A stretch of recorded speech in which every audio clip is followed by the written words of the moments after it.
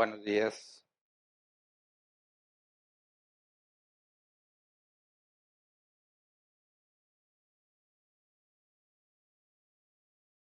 Me gusto estar con ustedes.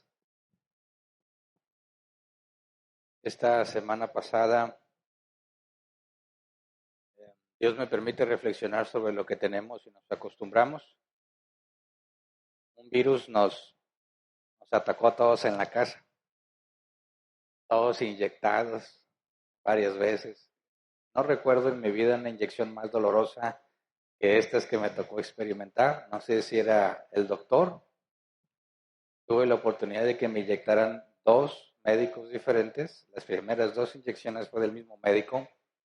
Y créeme que es lo más doloroso que he experimentado en mi vida en cuanto a una inyección, ¿verdad? Y el segundo médico cuando me inyectó no me dolió tanto, entonces no sé si era la mano del que me inyectó las primeras dos veces, pero poco, apenas saliendo de esa, ya estamos fuera, gracias a Dios, de eso. Luego tengo una reacción alérgica en los ojos. Y son cosas con las que yo siempre estoy acostumbrado a trabajar. Mi trabajo depende mucho de la vista, tanto para mi servicio aquí en la iglesia a la hora de leer y a la hora de estudiar, y mi salud, ¿verdad? Estoy acostumbrado a que es muy raro que me enfermo y cuando me pasan estas cosas es una buena oportunidad para reflexionar sobre lo que Dios nos da y nos acostumbramos y lo damos por hecho. Y por eso no agradecemos. No me siento motivado a levantarme cada día y decir, Señor, gracias por la vista o gracias por la salud, porque es algo que siempre tengo, ¿verdad? Me estaba emocionando porque, bueno, ustedes saben que yo necesito lentes para ver de cerca. No los ocupo aquí porque pues, tengo un dispositivo digital que me permite hacer más grande la letra y asunto arreglado. Pero en otras partes, cuando voy a para algo y me entregan un ticket, pues no tengo ni idea de cuánto fue porque no veo. Tengo que decirle a mis hijos o a mi esposa que me diga, por favor, dime cuánto es aquí. Ah, ok, muy bien. Ya me preparé con unos lentes portátiles para cuando se requiera, pero vi que había unas gotas que te pones en los ojos y durante 6 horas supuestamente puedes ver bien de cerca sin necesidad de lentes. Y justo estaba pensando en eso cuando me viene la reacción alérgica en los ojos. Y más que pensar en cómo no usar los lentes, debo estar pensando en cómo agradecer a Dios por la vista que tengo. Entonces, dijo el médico que por ahí andaba el virus, o sea, no éramos los únicos. Entonces, cuídense. Ese virus es viral, o sea, no es por contacto, es viral, lo agarras del ambiente. eh, y bueno, nos afectó a todos en la casa menos a uno. Y esperemos que ese uno, no voy a decir quién, Dios le perdone sus pecados y le dé gracia y misericordia y no pase por este proceso. Pero precisamente estamos hablando sobre cómo glorificar a Dios y ese tipo de cosas son oportunidades para pensar cómo enfrentamos las situaciones que no nos gustan. Y de hecho eso se trata el día de hoy. Vamos a ver el tema Vivir bajo autoridad, parte 5.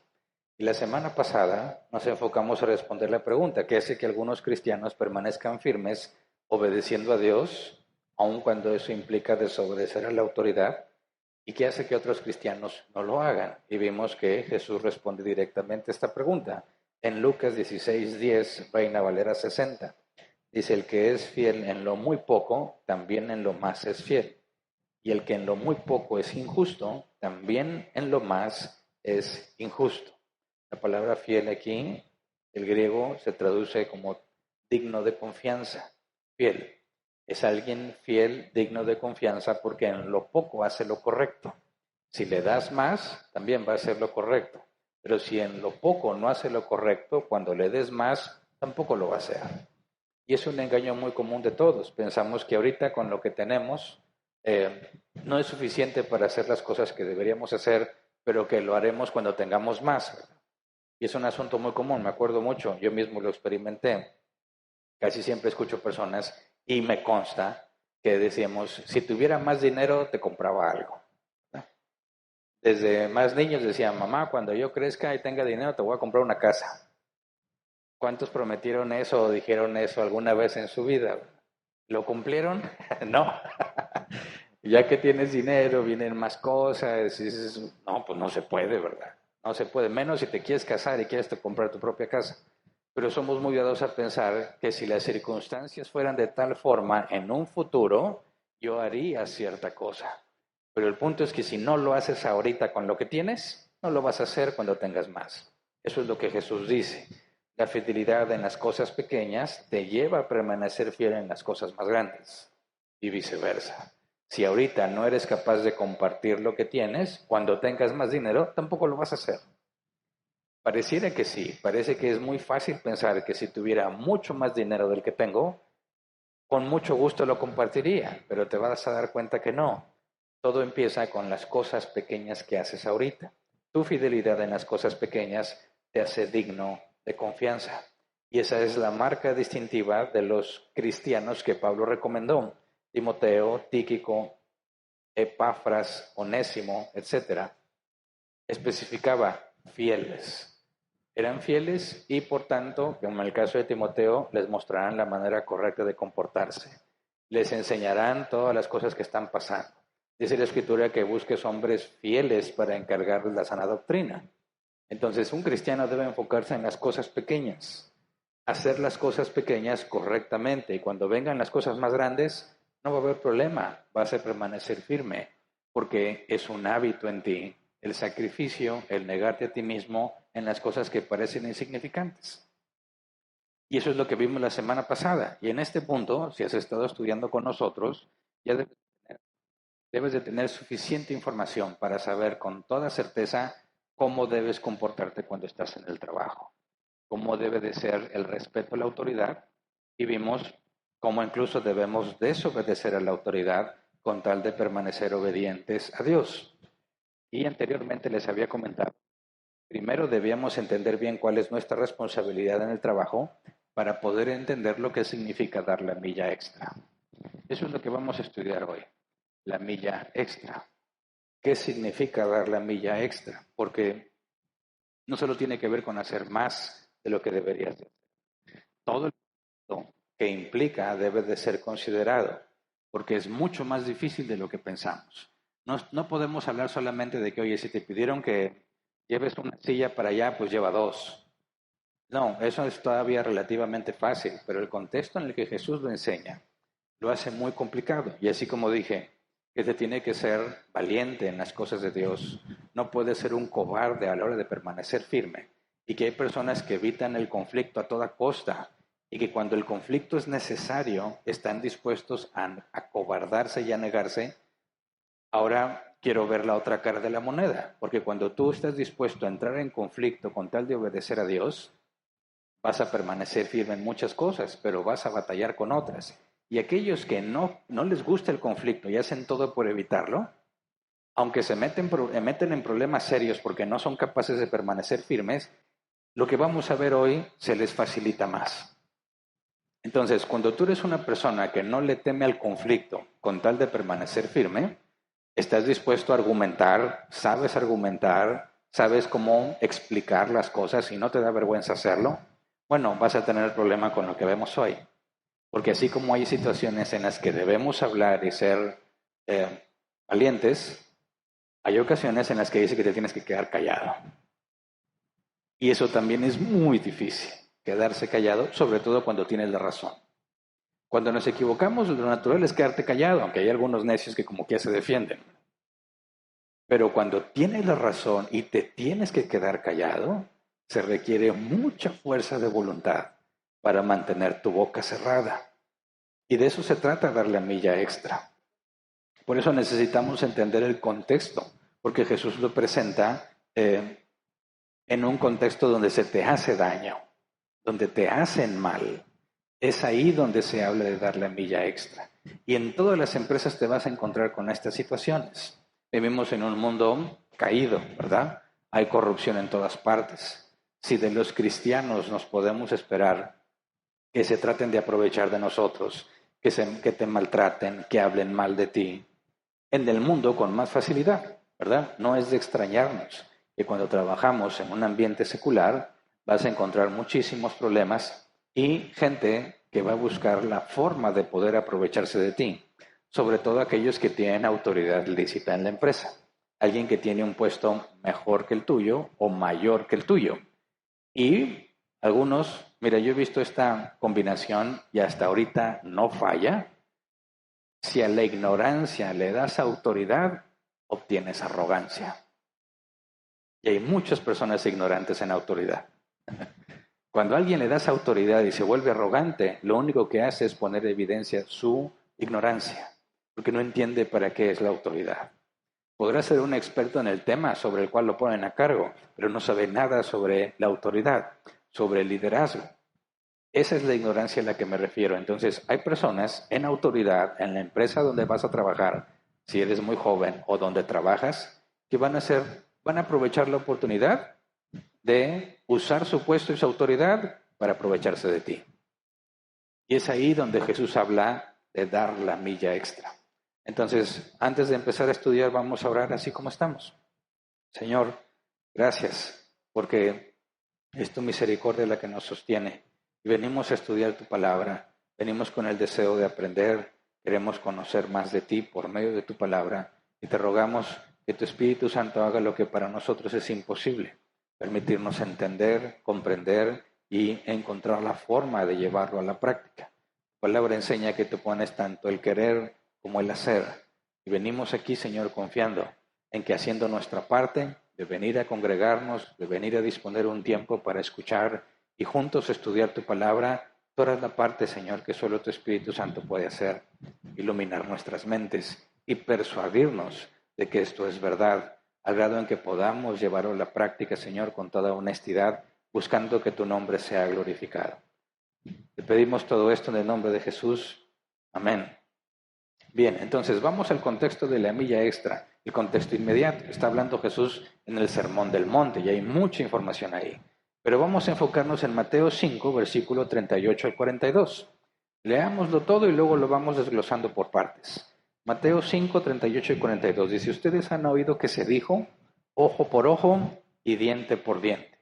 Pero yo digo, no resistan al que les haga mal. Si alguien te da una bofetada en la mejilla derecha, vuelve también la otra. Si alguien te pone pleito para quitarte la capa, déjale también la camisa.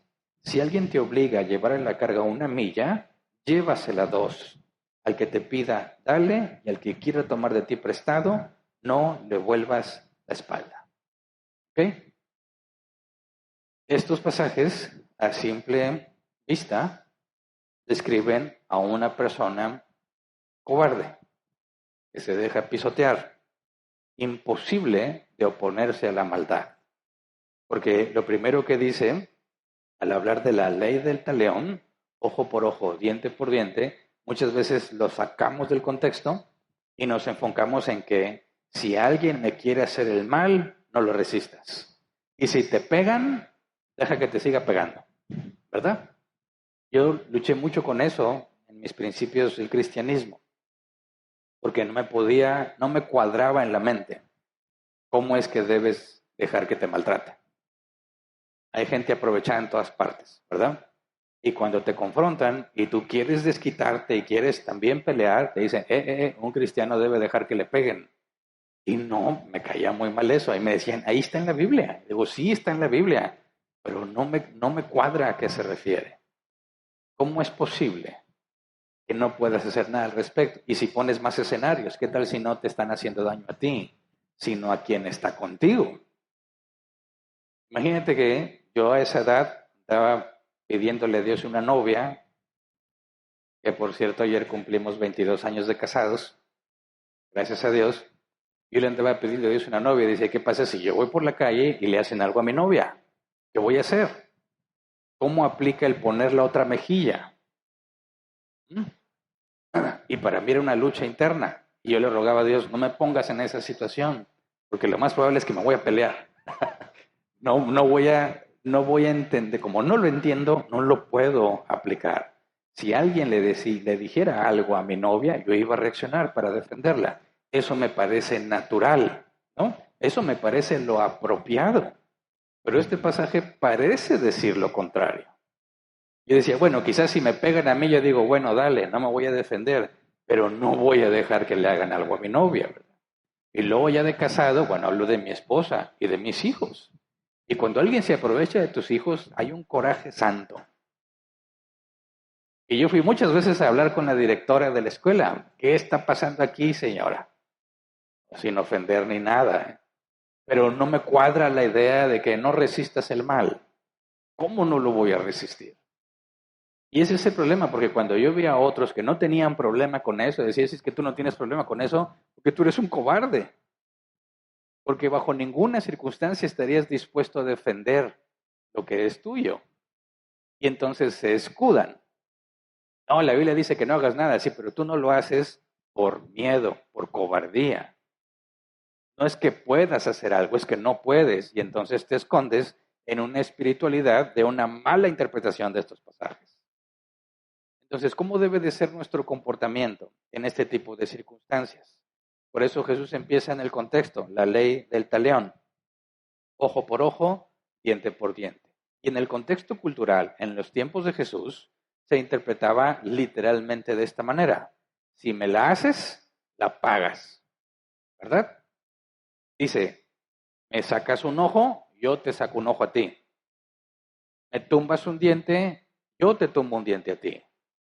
Y esa es una manera de interpretarlo. Y Jesús estaba enfrentando esa interpretación, esa postura de la gente. Ojo por ojo, diente por diente, no se refiere al derecho que tienes de vengarte. De hecho, si tú analizas, los que estudiamos juntos Éxodo hace ya meses, nos adentramos a todo lo que decía en el hebreo y a todo el contexto de la ley para demostrar que no es una ley que te garantiza la venganza, sino que es una ley que impide que el castigo sea desproporcionado a la falta. Cuando dice ojo por ojo, no está diciendo tienes derecho a desquitarte. Está diciendo el mal de pena, ¿se acuerdan de ese tema? El mal de pena, hay dos tipos de males, el mal moral y el mal de pena, y un tercero, el mal natural. Cuando hablamos de la maldad en el mundo, tenemos que hacer esa distinción. El mal natural es lo que viene por los fenómenos naturales, ¿verdad? Tormentas, terremotos, tsunamis, etcétera. Se hace mal, sí, se destruyen muchas cosas, mueren personas. No podemos atribuirle a ninguna persona ese tipo de mal. El mal natural está dentro de la maldición en el mundo.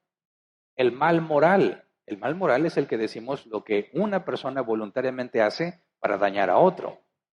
Cuando una persona es infiel a su pareja, a su esposo o a su esposa, está acometiendo un mal moral, está haciendo daño voluntariamente y ese hombre es responsable.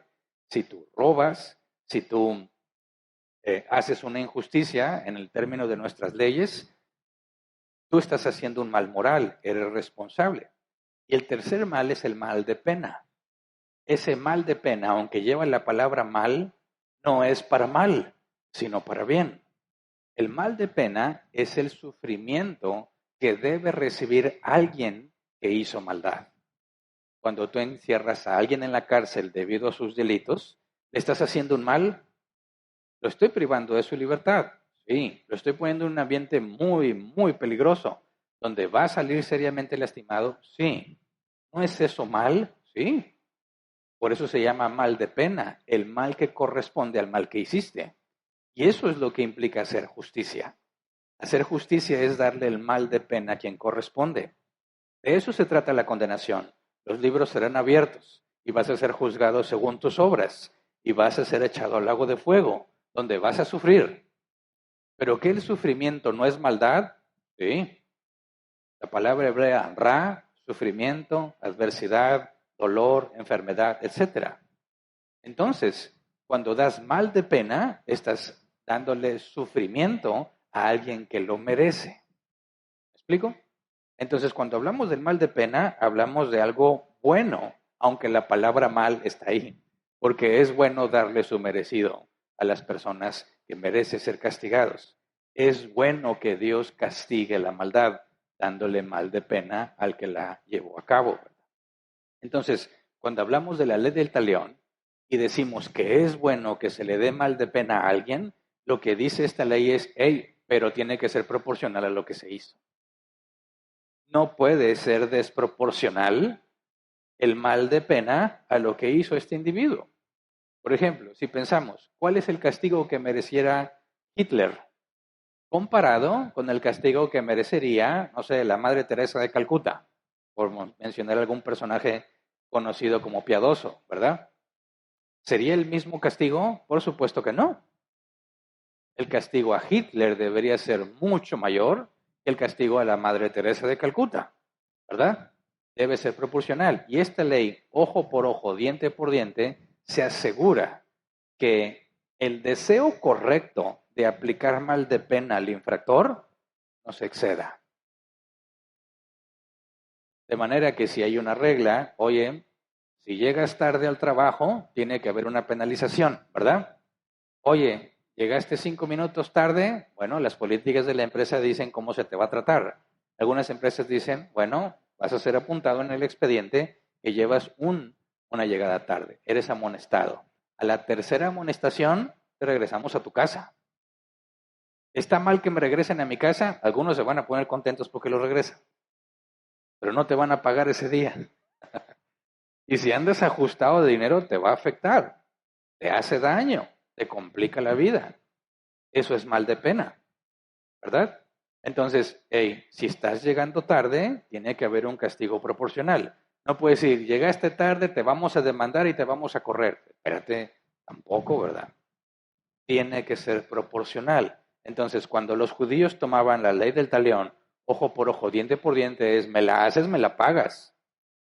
En lugar de entender que se refiere a la proporcionalidad que debe haber entre la falta y el castigo, porque eso afecta a la vida cotidiana, porque siempre que tengas que interactuar con más personas vas a tener conflictos, ¿sí o no? ¿Quién nunca tuvo conflictos con sus hermanos? Levante la mano. Es más, con tus hermanos aprendes a pelear, ¿verdad? Y más si son hombres. Si tienes un hermano, tú eres hombre, agarrarse a golpes es lo más natural que van a hacer. No digo que esté bien, pero es natural.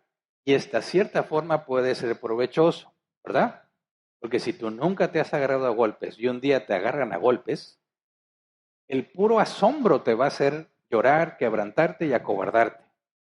Ah, pero si tienes un hermano que siempre se trató de aprovechar de ti y de golpearte, y llega otro que te quiere golpear, dices, tengo varias técnicas como mordida de oreja, jalón de pelos, piquete de ojos, ya sé, ya pasé, y no voy a reaccionar igual que uno que nunca ha pasado por ahí, ¿verdad?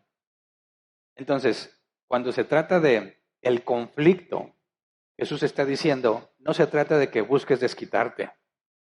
Hay otra cosa aquí, y si Dios lo permite, después lo estudiaremos con más profundidad cuando hablemos de los 10 mandamientos, que siguen aplicando para el cristiano, pero casi ningún cristiano se lo sabe. Quizás los más obvios sí, no robes, no mates, y dicen algunos, la Biblia dice, no mentirás. No es cierto, no dice eso.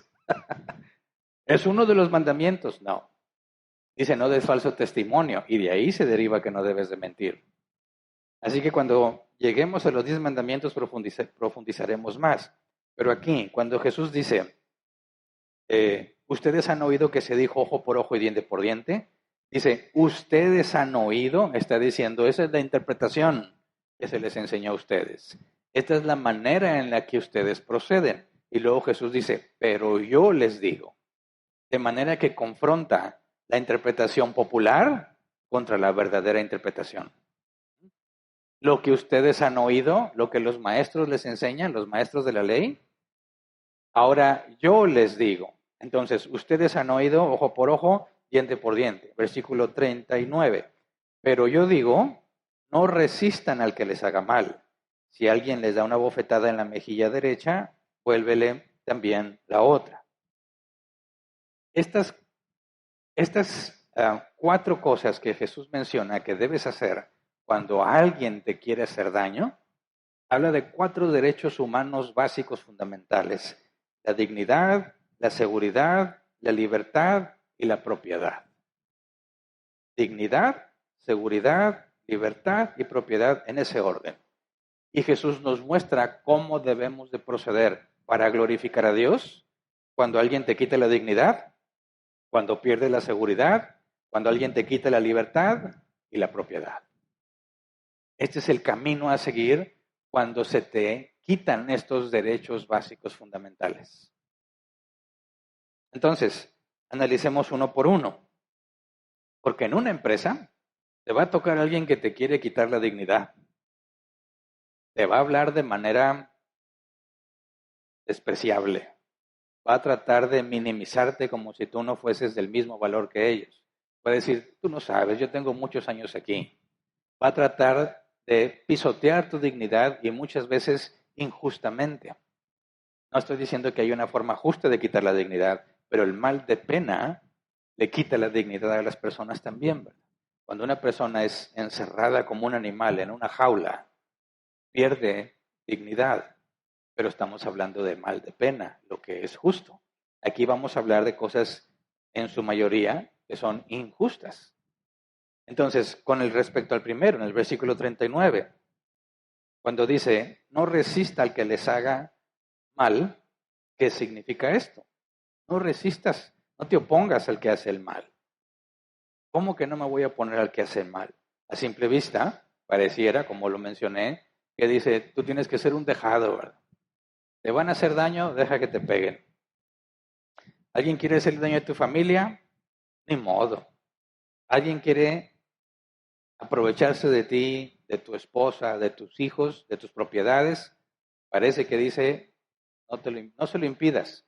Una vez estaba platicando con una persona que se decía cristiano, no lo conocía mucho, y nos retaron con esta pregunta, porque en cierta manera la idea está muy generalizada de que los cristianos no pueden defenderse.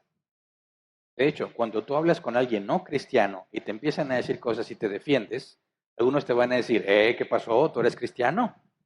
Debes de poner la otra mejilla. O sea que hay muchos no cristianos que están bien informados sobre esta interpretación. Incluso si ven que te defiendes, se asombran. Este es cristiano, pero mira cómo se puso. Mira cómo se defendió. Y yo lo he visto muchas veces. En grupitos de cristianos donde se tratan de aprovechar de nosotros, muchos no dicen nada, nada más dicen, "No, está bien". Y siempre hay uno que dice, no, espérame, eso está mal. Sí, Hernán, no seas rebelde. La Biblia es clara, pon la otra mejilla. Bueno, tratemos de entender qué significa esto a la luz de la Escritura, porque si tú solamente interpretas este pasaje sin considerar el resto de la Escritura, entiendo que lleguemos a esa conclusión. Entiendo que si no analizas toda la Escritura, cuando tú lees este pasaje, pareciera que no debes hacer nada cuando alguien te quiere hacer mal. No debes oponerte al que te quiere hacer mal. Pero vamos, por ejemplo, a Hechos 9, versículo 23 al 26. ¿Qué pasa si alguien te quiere hacer daño y tú lo sabes que te quieren dañar? Dice, después de muchos días los judíos se pusieron de acuerdo para matarlo, pero Saulo se enteró de sus maquinaciones. Saulo se entera que tienen un plan para matarlo, ¿verdad? Día y noche vigilaban de cerca las puertas de la ciudad con el fin de eliminarlo. Pero sus discípulos se lo llevaron de noche y lo bajaron en un canasto por una abertura en la muralla. ¿Qué hizo Saulo, cuando se entera que lo quieren matar y los discípulos de Pablo, los otros cristianos, se enteran que le quieren hacer daño? ¿Qué hicieron juntos? Buscar la manera de librar a Pablo. Y no deberíamos decir, espérame. ¿Qué fue lo que Jesús dijo con respecto a quien te quiere hacer el mal? ¿Mm? Si alguien te golpea en la mejilla derecha, ofrécele también la otra. ¿Se parece a lo que Pablo está haciendo aquí? O Pablo debió haber dicho, bueno, pues si me quieren matar, pues de una vez aquí estoy. Vengo a entregarme voluntariamente. No hizo eso. Jesús tampoco hizo eso hasta que llegó su hora, ¿verdad?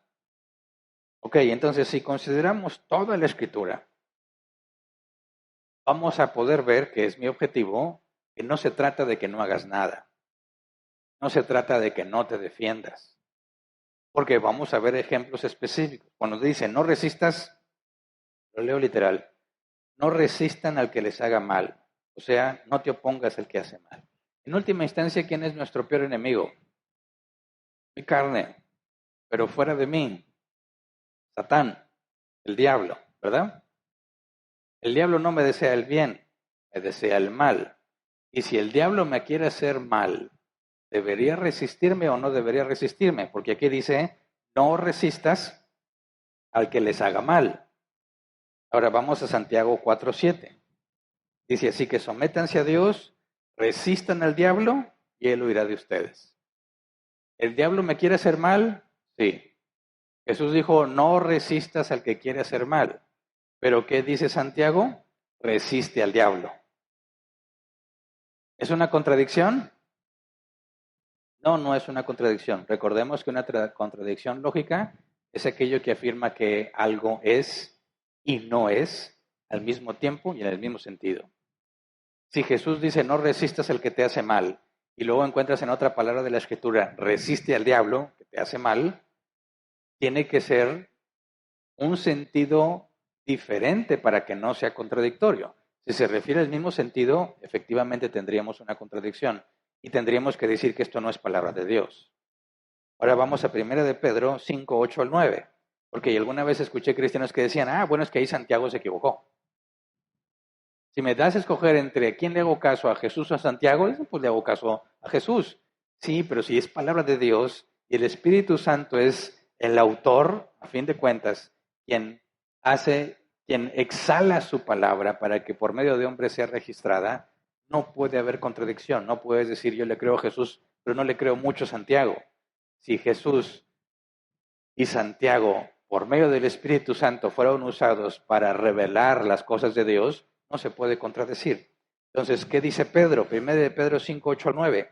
Practiquen el dominio propio y manténganse alerta.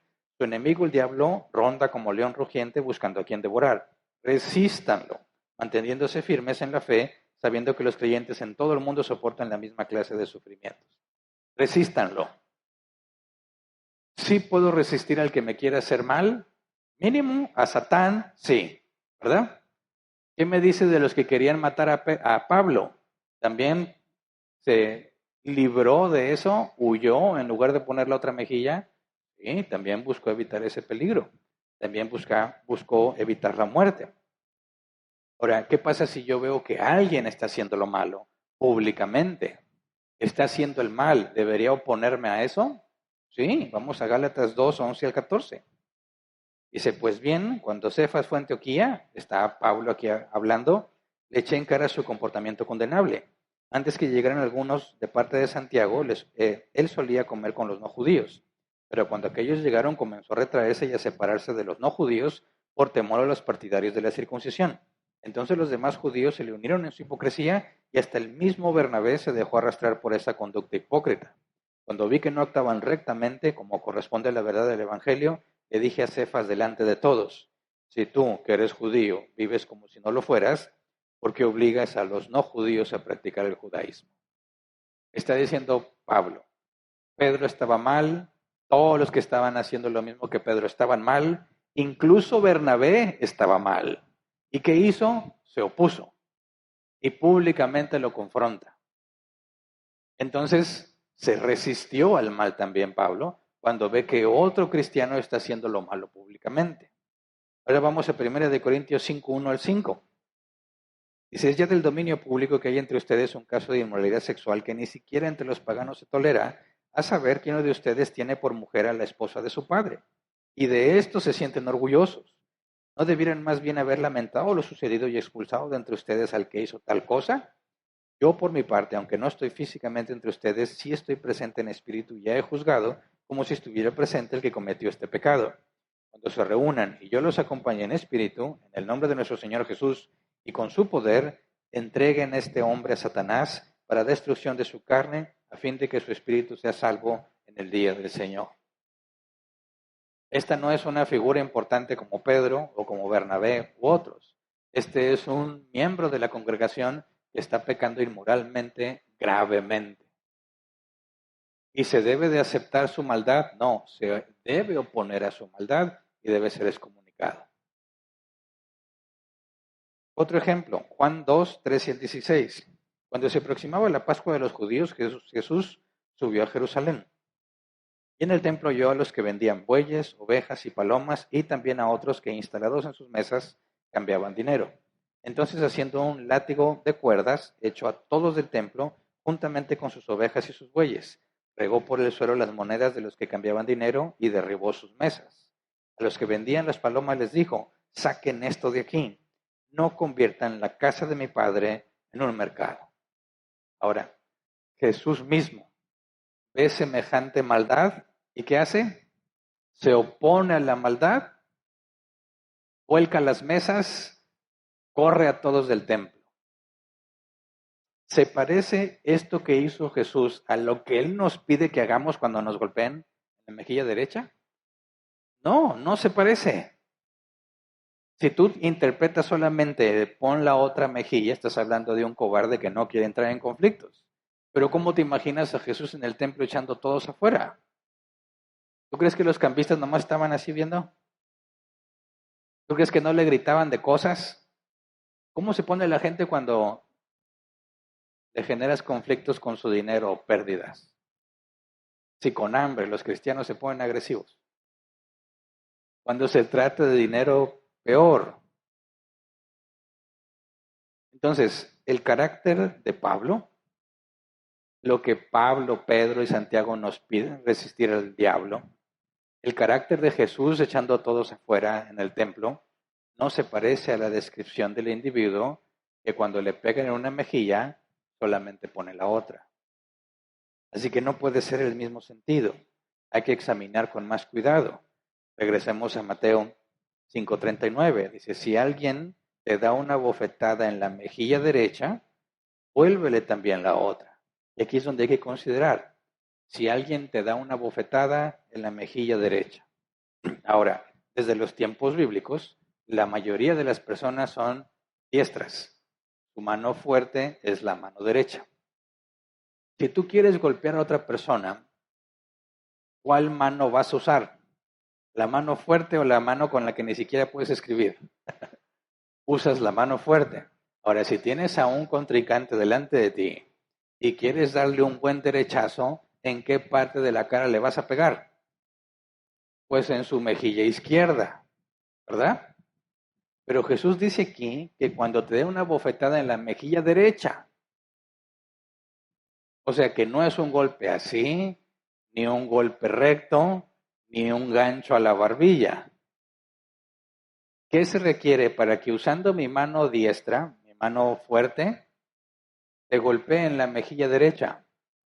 Te tengo que golpear así. Por eso se traduce como bofetada. Una bofetada. ¡Pah! Ok, contexto cultural de aquel entonces. Lo tomo de comentario de John MacArthur. Dice, los judíos decían que el acto más degradable y despectivo era abofetear a alguien. Tener una pelea con alguien era tratar a ese alguien como igual, pero abofetearlo era denigrante. ¿Por qué? Dice, porque los judíos decían esto. El hombre más degradante, doblemente despectivo y arrogante, es el que te da una bofetada con el dorso de la mano, la parte externa. Es decir, mira, no tienes oportunidad conmigo. Si me pongo a los golpes contigo, no traes nada. Así que como desprecio, nada más te doy una cachetada con esta parte. Ándele. Es algo denigrante. Ni siquiera te veo como igual a mí. Ni siquiera vales la pena pelear contigo. ¿Se entiende? Dice también, cita MacArthur, que el filósofo Epicteto, quien parte de su vida fue un esclavo romano, escribió y dijo, un esclavo prefiere ser azotado con un látigo que abofeteado con el dorso de la mano de su amo. Eso es demasiado degradante. ¿De qué está hablando Jesús aquí? ¿De que tu integridad física está en riesgo? No. ¿De que te quieren hacer daño físicamente? No. ¿De qué está hablando aquí? De un insulto a tu dignidad. Y todo ser humano tiene derecho a la dignidad. Es un derecho humano básico. Cuando alguien trata de denigrarte, tratarte como si fueses inferior, como si no sirvieras para nada, ¿cuál es la forma correcta de responder? Por eso aclaro, si tú vas por la calle y alguien quiere hacer fobia a tu esposa, a tus hijos, estás en toda libertad de defenderlos. Porque una bofetada en la mejilla izquierda no tiene el propósito de dañarte, sino de humillarte y avergonzarte. ¿Entiende? Por eso cuando me preguntan a mí los que no son cristianos, si hubiese una guerra y México entra en guerra con otro país, ¿irías a pelear? Pues sí, dependiendo de la guerra. Si es en defensa propia, no nada más iría, sino que todo hombre cristiano tiene la obligación de defender lo que Dios ha puesto en sus manos.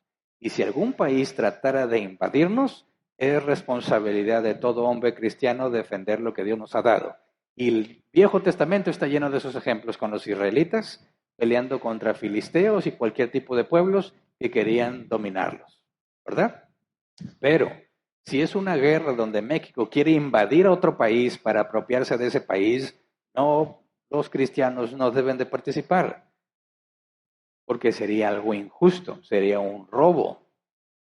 No tengo por qué ir a quitarle la propiedad a ninguna otra persona, pero sí tengo la responsabilidad de defender lo que Dios me ha dado.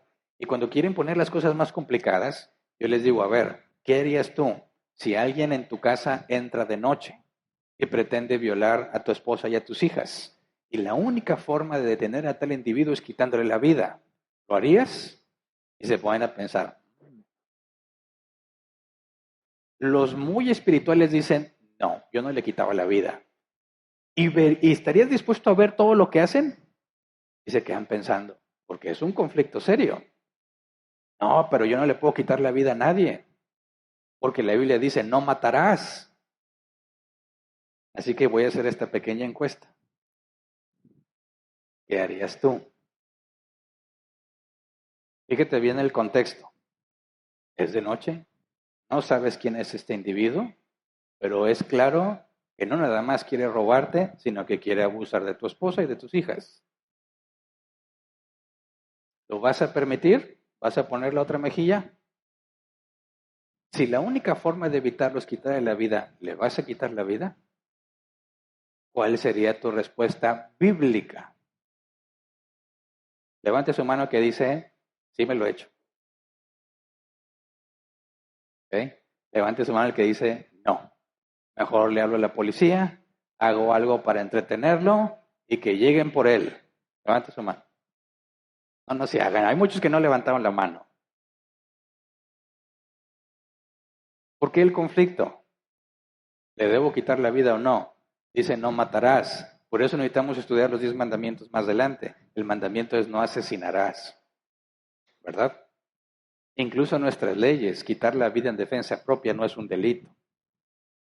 Entonces, todo hombre de Dios tiene todo lo que requiere para defender a su esposa, a sus hijos y su propiedad, siempre y cuando sea en legítima defensa. Así que si alguien en el trabajo pretende hacerte daño físicamente, debes defenderte, debes evitar el daño a toda costa. Fue lo que hizo Pablo tratando de huir, ¿verdad? Y le ayudaron. O cuando Jesús lo querían apedrear y se escapó, o cuando lo quisieron despeñar y también se fue. Debemos hacer lo que esté en nuestras manos por defender lo que es nuestro, lo que Dios ha puesto en nuestras manos.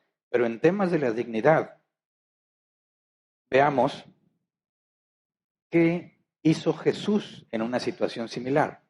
Vamos a Juan capítulo 18, versículo 19 al 23.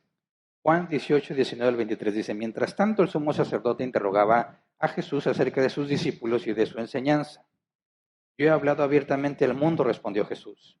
Siempre he enseñado en las sinagogas o en el templo donde se congregan todos los judíos. En secreto no he dicho nada. ¿Por qué me interrogas a mí? Interroga a los que me han oído hablar. Ellos deben saber lo que dije. Apenas dijo esto, uno de los guardias que estaba ahí cerca le dio una bofetada. Bofetada. Y le dijo, ¿así contestas al sumo sacerdote? ¿Qué fue lo que Jesús dijo cuando te den una bofetada en la izquierda? Pon la derecha. ¿Qué está haciendo el guardia al abofetear a Jesús? Está diciendo, ¿qué te crees tú para hablarle así al sumo sacerdote? Pero ¿quién es Jesús?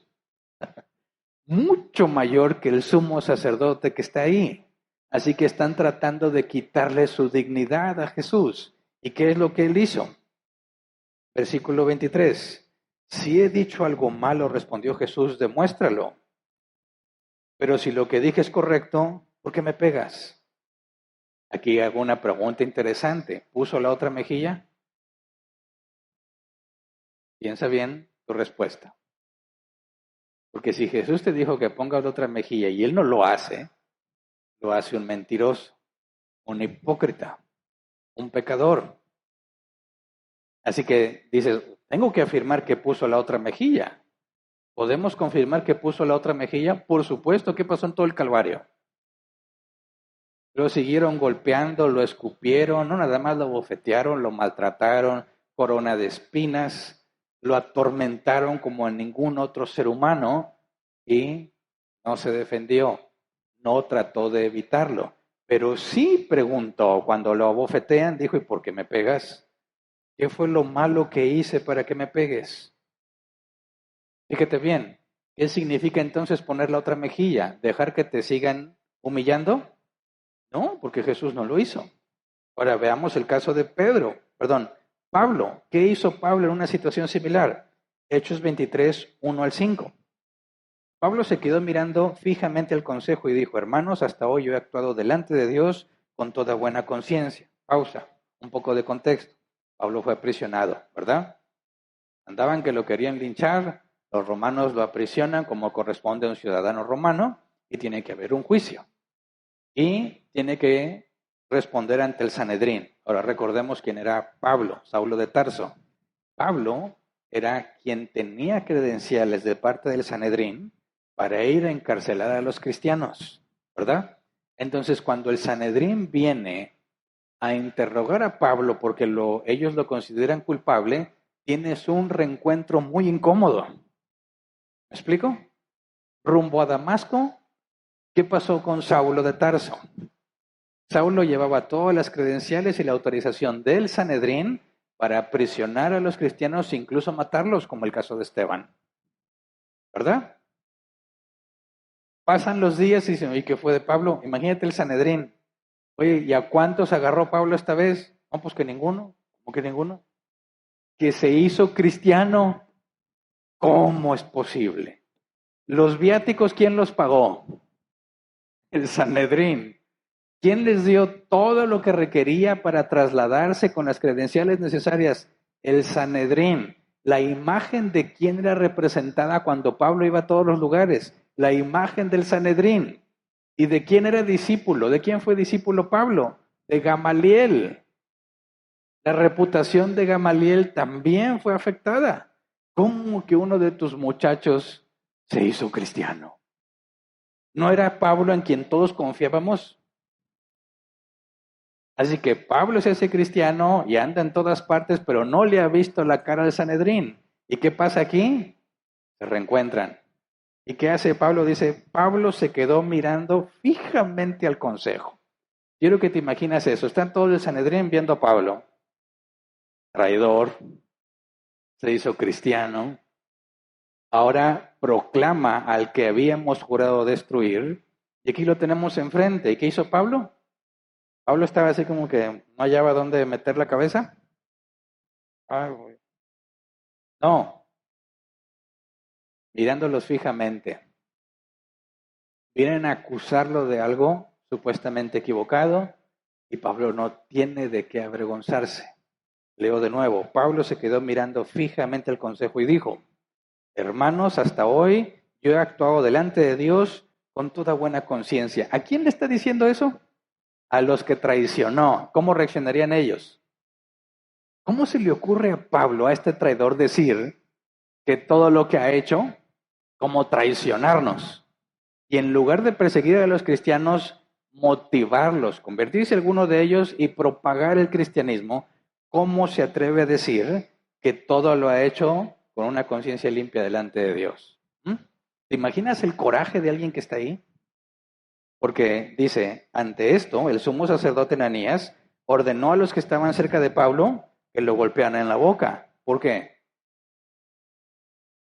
¿Entiendes el coraje que tienen los de Sanedrín?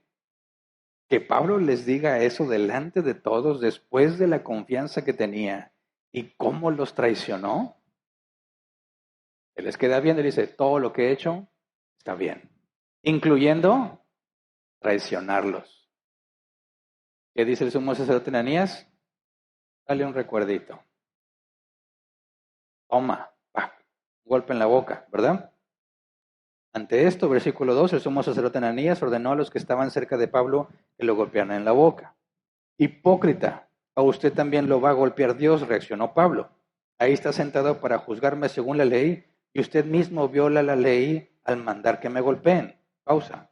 ¿Es cierto lo que dice Pablo? Es cierto. Tú no puedes castigar físicamente de ninguna manera a alguien que no ha sido juzgado. ¿Me explico? No ha sido declarado culpable. Entonces, el representante de la ley se sienta a juzgar y pide que violen la ley, mandando pegarle a Pablo. Le pegan a Pablo y Pablo que dice, hipócrita, ¿verdad? A usted también lo va a golpear Dios, reaccionó Pablo. Ahí está sentado para juzgarme según la ley y usted mismo viola la ley al mandar que me golpeen. Es verdad. De hecho, históricamente, poco tiempo después de eso, murió el sumo sacerdote Ananías porque lo mataron. Y algunos consideran que esto fue una profecía que Dios hizo por medio de la boca de Pablo. Pero sigamos leyendo. Versículo 4. Los que estaban junto a Pablo le dijeron, ¿cómo te atreves a insultar al sumo sacerdote de Dios? Insultarlo. Fíjate bien en qué están poniendo los ojos estos. Pablo les dice, ¿cómo eres tan hipócrita de venir a asegurarse que la ley se cumpla si tú mismo la quebrantas, mandando que me peguen? Y lo que todos los demás vieron es, oye Pablo, ¿sí es cierto? ¿Cómo es que te pegan si ni siquiera te han juzgado? No, independientemente dice, ¿cómo te atreves a hablar mal del sumo sacerdote? O sea que todos ahí están en contra de Pablo. Y no le importa la ilegalidad del asunto. Lo que quieren es ver que Pablo reciba un castigo. Reacción de Pablo. Versículo 5. Hermanos, no me había dado cuenta de que es el sumo sacerdote, respondió Pablo. De hecho, está escrito, no hables mal del jefe de tu pueblo. ¿Qué está reconociendo Pablo? Que pecó. ¿Por qué? Porque no está honrando la autoridad que está ante él. ¿Te das cuenta? Porque aunque está siendo injusto, no corresponde a Pablo desquitarse de la injusticia. Cuando abofetearon a Jesús, habló. Cuando abofetearon a Pablo, habló. Pero Pablo pecó, Jesús no. ¿El problema es que hables? No, el problema es que dices. Jesús cuestiona, ¿por qué me pegas? Si no hice nada malo. Y si consideras que hice algo malo, explícamelo. Jesús habló, ¿verdad? Pablo también, pero dijo hipócrita. Fue contra la persona. Jesús no fue contra la persona. El problema no es que respondas. El problema es que te pongas a pelear. Fíjate. Juan 7, 50, 51. Nicodemo, que era uno de ellos, y antes había ido a ver a Jesús, les preguntó, ¿acaso nuestra ley condena a un hombre sin antes escucharlo y averiguar lo que hace? ¿Por qué esto? Porque no debieron golpear ni a Jesús ni a Pablo, ¿verdad? Pero está la situación. ¿Quién es el responsable? ¿Quién es la autoridad? No le importa la legalidad del asunto. Él está dispuesto a quebrantar la ley con tal de avergonzarte, con tal de humillarte. ¿Qué es lo que corresponde a un cristiano ante esa situación? Entrarle al juego y ahora, delante de todos, decir que él es un hipócrita, también restándole dignidad a la autoridad que tienen. No, fíjate bien, no que no respondas, como Jesús respondió y dijo, ¿por qué me pegas? No he hecho nada malo. Pero Pablo va contra el sumo sacerdote, que Pablo dice que no sabía que era el sumo sacerdote, y entra también a lo mismo. Le están tratando de quitar la dignidad a Pablo y Pablo le resta dignidad a la autoridad. Y dice Pablo, hermanos, no me había dado cuenta que él es un sacerdote, porque escrito está, cita la escritura para probar que él ha pecado. No hables mal del jefe de tu pueblo. Ahora, ¿cómo entendemos entonces qué es lo que Jesús demanda? Porque cuando te quitan la dignidad, no te tienes que quedar callado. Jesús no se quedó callado. Sin embargo, Jesús no hizo lo mismo que hicieron con él, o Pablo lo hizo y reconoce su error públicamente. ¿De qué se trata? Vamos a leerlo en Romanos 12, 17 al 21. Romanos 12, 17 al 21. No paguen a nadie mal por mal. Procuren hacer lo bueno delante de todos. Si es posible, y en cuanto dependa de ustedes, vivan en paz con todos. No tomen venganza, queridos hermanos, sino dejen el castigo en las manos de Dios, porque está escrito, mía es la venganza, yo pagaré, dice el Señor. Antes bien, si tu enemigo tiene hambre, dale de comer. Si tiene sed, dale de beber. Actuando así, harás que se avergüence de su conducta. No te dejes vencer por el mal, al contrario, vence al mal con el bien. La diferencia entre la respuesta de Jesús y la respuesta de Pablo es que Pablo regresó mal por mal. Jesús no regresó mal por mal. Cuestiona lo que se hizo nada más. ¿Se entiende? Entonces, si dice aquí, se trata de que no pagues a nadie mal por mal, si tu enemigo te hace daño, pero tiene hambre, dale de comer. ¿Por qué? Porque si yo nada más digo, ándele qué bueno que tiene hambre y no hago nada, no estoy haciendo lo que Dios hace con nosotros cuando hacemos el mal. Porque Dios no deja de darte el bien. ¿Se entiende? Tu enemigo tiene hambre, dale de comer. También hay que aclarar aquí, ¿verdad? No significa que tu enemigo estaba en su casa y, ay, se me antoja una barbacoa. Y tú te das cuenta y dices, bueno, la Biblia dice que si tu enemigo tiene hambre, dale de comer, voy a comprarle barbacoa. Y dice, ten, aquí está, mugroso, y me voy. No, implica una situación apremiante, una situación tan crítica que no tiene para comer. Y tú sí tienes para compartir. Y aunque él te ha hecho mal, tú le debes hacer un bien. ¿Por qué? Para que se avergüence del mal que está haciendo. ¿Qué implica que se avergüence del mal que está haciendo? Ya no lo va a hacer. Es la manera en que detienes la maldad. ¿Se entiende? ¿Te quieren humillar? Jesús dice, ¿cuál es tu argumento? ¿Qué es lo que he hecho mal? ¿Para qué? Para que se avergüence de lo que acaba de hacer. Jesús pudo haber dicho, sí, como hizo Elías cuando fueron a preguntarle, oye, dice acá que regreses, te ordena que vayas, y dice, bueno, si Dios está conmigo, que caiga un rayo y te queme a ti, ¡pua! Caía el rayo y lo quemaba. Y luego mandaron a otros y le dijo, bueno, si Dios está conmigo, que caiga un rayo y los queme a todos, y ¡paja! A todos. Y llega uno y dice, oye, yo ya sé lo que haces con los que te mandan.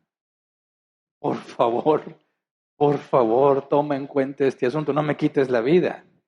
Y entonces Elías ya no pide ninguna señal de que Dios está con él. Pero ¿acaso Jesús no pudo hacer más que eso?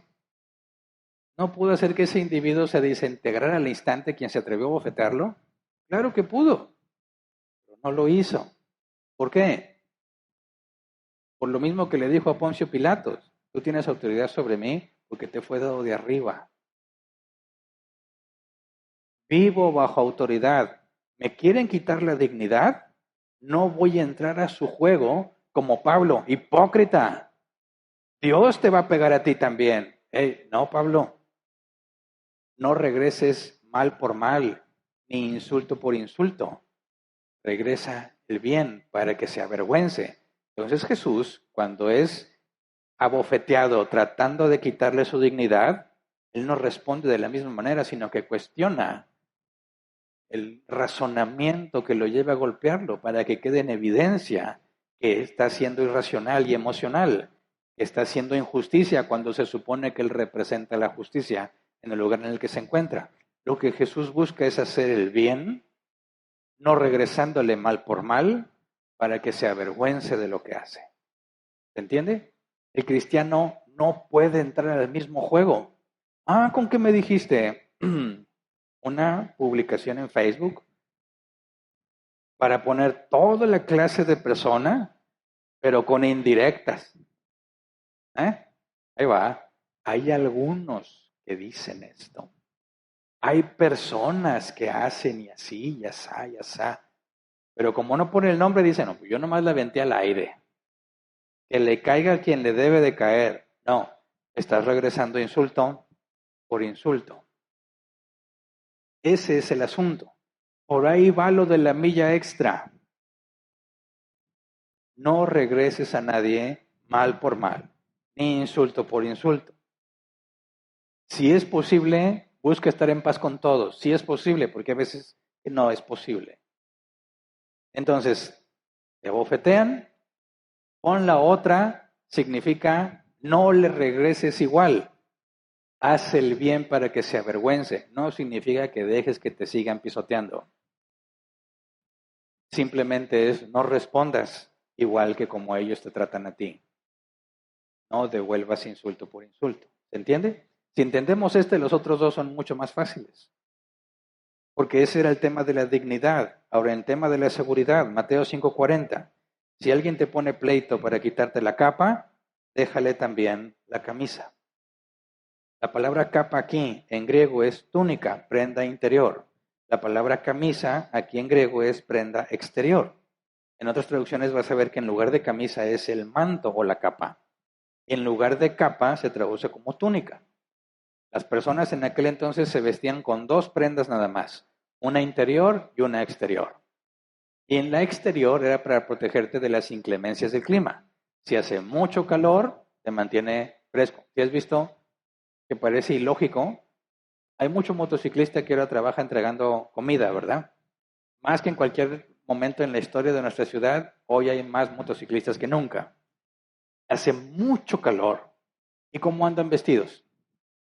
Guantes, mangas largas, tienen todo cubierto el cuello y parte de la cara, y luego se ponen el casco, y luego se ponen chaquetas y protecciones, y dice, ¿se nos van a morir de deshidratación? ¿Por qué se visten así con tanto calor? ¿No deberían andar más bien con una playera de tirantes para que el aire circule? No por la quemadota que te vas a dar con el sol. Así que te pones toda esa ropa para evitar las quemaduras y protegerte del intenso calor. Bueno, en una zona como en aquellas, de día hace mucho calor y de noche hace mucho frío. Entonces la capa te protege del sol, lo que se nos traduce aquí como camisa, y en la noche te protege del frío, y la ropa interior pues es para que no estés desnudo con la pura ropa de afuera, ¿verdad? Ahora, hay una ley en la ley de Moisés que especificaba que si alguien te prestaba dinero y no pagabas, tenían el derecho a embargarte todo excepto tu prenda exterior, lo que es la NBI dice camisa. Te podían embargar todo porque es justo, pero no podían quitarte la prenda externa, porque si te quedabas sin nada, morirías por el calor o por el frío extremo, por ley. ¿Y qué es lo que Jesús dice aquí? Si alguien te pone pleito para quitarte la capa, que es la ropa interior, que sí te la podían embargar, dice, déjale también la camisa. Y alguien diría, Jesús, pero la ley dice que esa no te la pueden quitar. Y Jesús dice, no, no te la pueden quitar, pero tú dásela como quiera. ¿Por qué? ¿Quiere que me quede desnudo sin nada? ¿Por qué? ¿De qué se trata esto? Ojo, ¿qué se presupone aquí? Si alguien te pone pleito para quitarte la capa, tu ropa interior, ¿por qué pasaría eso? Porque debes y no tienes para pagar. Te metiste en una deuda y no tienes para pagarla. Proceden a embargarte. Te van a quitar todo porque no alcanza para pagar. ¿Verdad? Y la capa, la parte externa que la NB dice la camisa, que no deberían de quitarte, Jesús dice, dásela tú. ¿Por qué? ¿Por qué? Yo me acuerdo que una vez entré en una deuda muy fuerte y De puro milagro Dios me proveyó para llegar a un acuerdo con esa institución y saldar la deuda. Se siente tan impresionantemente bien acabar con deudas que considerabas impagables, que yo le expresaba mi felicidad a todo el que conocía, hasta que me topé a alguien que me dio la postura del banco. Ay, qué bien por ti, pero es pérdida para la institución. Me quedé pensando que es verdad, porque el acuerdo consistía en no pagar todos los intereses, sino que el banco llega a bueno, esto es lo mínimo que espero que me pagues. Y yo digo, aquí está, deuda saldada, órale, bien. Claro que el banco ya le sacó también de sus intereses un buen, pero no sacó todo lo que debería de sacar, ¿verdad? Pudo haber sacado mucho más, pero el acuerdo implica que él renuncia a esa parte y yo saldo de un solo pago esa deuda. Yo feliz y el banco no muy feliz, ¿verdad? Que no sacó todo el dinero que debió haber sacado. Ahora, aplícalo en esta situación. Debes, no tienes, te embargan todo, como quiera pierde el que te prestó el dinero. ¿Y qué dice Jesús? Dale también lo último que te queda. Por eso esto tiene que ver con la seguridad, con quedarte en la calle. ¿Por qué darías lo último que te queda?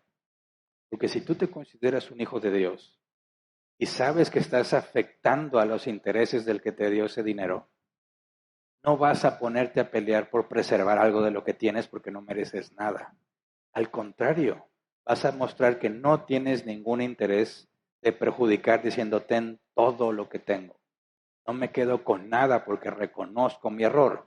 Esa es la evidencia del arrepentimiento. Cuando alguien afirma haber pecado y lo confrontas de su pecado y se justifica y se defiende, tal persona no se ha arrepentido. Oye, es que, no quiero pedirte perdón porque te dije que eras un hijo de quién sabe qué. Oye, pues es que si te pasaste, esas palabritas esas eran las de antes, ¿no? Y dice, sí, pero es que tú te lo mereces. No hay arrepentimiento ahí, ¿verdad?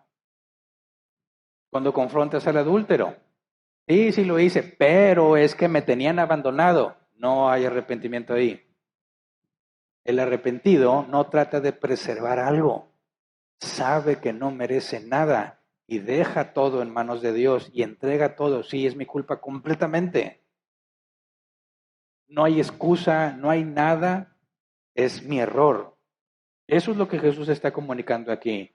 Llegaste a un punto donde te tienen que quitar todo. No procures quedarte con algo, entrégalo todo. Muestra que tu intención no es salir librado del problema, sino mostrar de todo corazón que tu intención es reparar el daño.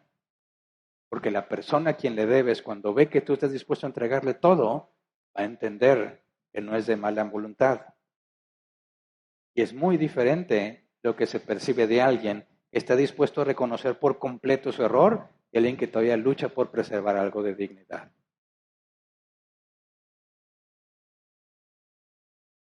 Mateo 5:41, la libertad. Si alguien te obliga a llevarle la carga 1 milla, llévasela 2. Una ley romana que fue tomada del imperio persa. Los persas se considera que son los que inventaron esto. Eran una nación tan grande que cuando el rey quería mandar un mensaje a un punto de su reino, de su imperio, era muy complicado, era muy tardado. Y si el que mandaba el mensaje le pasaba en el camino, ya no sabíamos hasta mucho después que el mensaje no había llegado. Entonces se les ocurre lo que se conoce como el primer servicio postal. Cada X distancia ponían a personas cuyo trabajo era comunicar el mensaje del rey. Entonces el rey mandaba a su mensajero, ese mensajero nada más recorría cierta distancia y se lo daba a otro mensajero. Y ese tenía que recorrer otra distancia y así el mensaje fluía con más rapidez. Y si en algún punto el eslabón se desconectaba, se podía dar aviso para volver a mandar el mensaje. Bueno, los romanos tomaron lo mismo.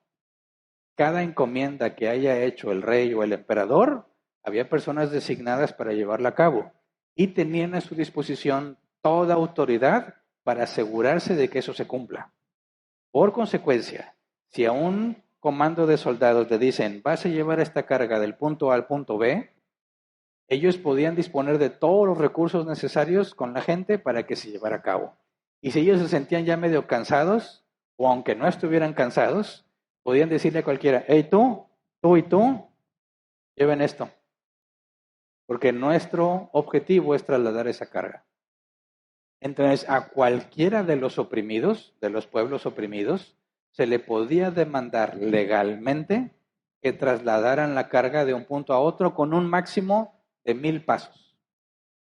1000 pasos, lo que se nos traduce como una milla, 1000 pasos era el máximo que una persona podía hacer para cumplir el mandato. Pero quiero que lo pongamos en nuestros tiempos. En aquel entonces no había carros, ¿verdad? ¿Cuál sería el límite ahora aquí que te parezca razonable?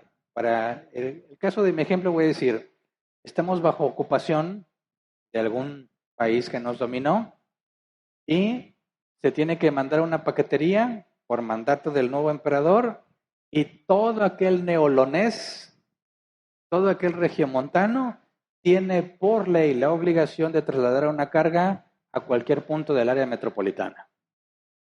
Entonces imagínate que estamos aquí viviendo en este municipio, tú hiciste planes con tu familia, vamos a ir a visitar a la abuelita y luego vamos a ir a visitar acá, vas en el camino y te sale un soldado, un policía, hey, lleva esto a Santa Catarina ahorita.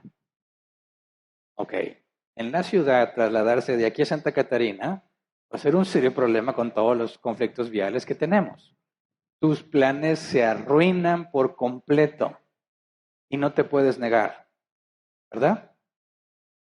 ¿Qué se sentirá que tú tienes libertad, pero que un individuo en cualquier momento del tiempo te ve y te dice, tú ya no tienes libertad, ahora haces lo que yo te ordeno y vas a entregar esto allá?